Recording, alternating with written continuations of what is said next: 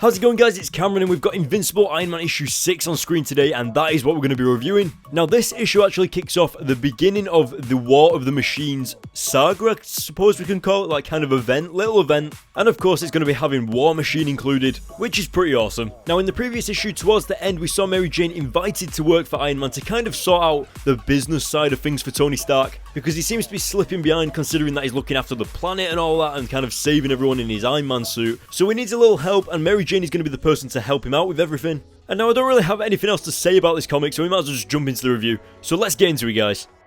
Okay, so we head on over to Japan to check out Stark Tower because Madame Mask from the previous issue broke into here before, and there is literally no reason why she needed to break in that Tony Stark knows of. So that's what they're investigating. Now when I was reading this issue and I saw that Stark Industries, Stark Tower was in Japan, it kind of reminded me of Parker Industries because Parker Industries is also in China, Shanghai and all that crazy stuff. So right now I'm thinking there seems to be a company of a superhero in like every country now, because there's Stark Industries in Japan, there's Parker Industries in Shanghai, and like you can see that the comics are kind of taking us to different parts of the world because of these companies. I mean, look at the Amazing Spider-Man comics.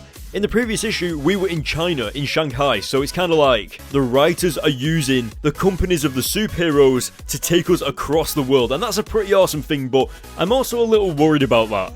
Anyway, back to the comic at hand. I thought it was awesome how Tony Stark was speaking to Rhodey whilst he's with Amara, who we met a few issues ago, and it's kind of like that classic Tony Stark thing where he's all about the pleasurable lifestyle while someone else is doing the dirty work, and I thought that was just brilliant to see that kind of old school Tony Stark coming back into the comic a little bit. But one thing I am a little bit concerned about is the artwork in this comic. Like, I've been reading these Invincible Iron Man comics, we're in the 6th issue now, and I absolutely love the artwork in every issue except for this one. It's kind of nitpicking, but for me, I feel like the art style makes this series what it is, especially because Brian Michael Bendis is writing it. And I do have to say, if you guys have seen my reviews for the Secret Wars Civil War tie-in series that happened a few months ago, the artwork looks exactly like that. Now, just because I don't like the art style doesn't mean that it doesn't fit with the story of the characters that it's portraying. For example, in this comic we're mainly focused on Rhodey or War Machine, figuring out what's going on with Madame Mask and figuring out all this craziness, and since he is kind of part of the army or whatever, and since he's kind of portrayed as a little bit of a soldier, you know, kind of working with the army, with the government, or whatever you want to do, the art style goes with that. Maybe it's just me, but I feel like the artwork screams authority or something like that. I don't know, it has this sort of presence about it. As for the comic as a whole, it's very story driven, and as I've already said, it focuses all of its energy on Rhodey, aka War Machine, kind of doing Tony Stark's work for him. But we also get this very intriguing drop-in from Dr. Doom himself whilst Tony Stark is having breakfast with Amara, and I love the playfulness between the two characters, between Tony Stark and Dr. Doom. The way Tony Stark is kind of just absolutely freaking out that Dr. Doom is stood next to him, and Dr. Doom is kind of just like playing it off as if Tony Stark isn't even bothered. He knows that Tony Stark can't stand the presence of him, and I love how the panel kind of turns behind Victor Von Doom and the Tony Stark Iron Man armor is just stood there with all hands up, ready to shoot at him. I thought that kind of humor in the comic was awesome, and I love how Brian Michael Bendis kind of just puts that across. It's almost like I'm watching the Deadpool movie all over again. Now, of course, Amara is kind of outside of Tony Stark's world. She's outside of the superhero craziness that's going on around her that she doesn't even know about, because Dr. Doom and Tony Stark are talking about this alternate dimensions and all the craziness that's going on around Madame Mask, and Amara's just sat there like, wait a minute, other universes, alternate dimensions? And I think it kind of makes you step back and think, wait, the kind of stuff superheroes go through is actually really, really messed up. Like, it's unbelievable. Alternate dimensions, aliens, witches and wizardry, magic. Obviously by now we already know this, and we kind of, you know, flick it off our shoulder and be like, yeah, just a standard day in the life of a superhero. But Amara doesn't even know about any of this. She's kind of coming to terms with, wait a minute, this exists? And I thought that was brilliant.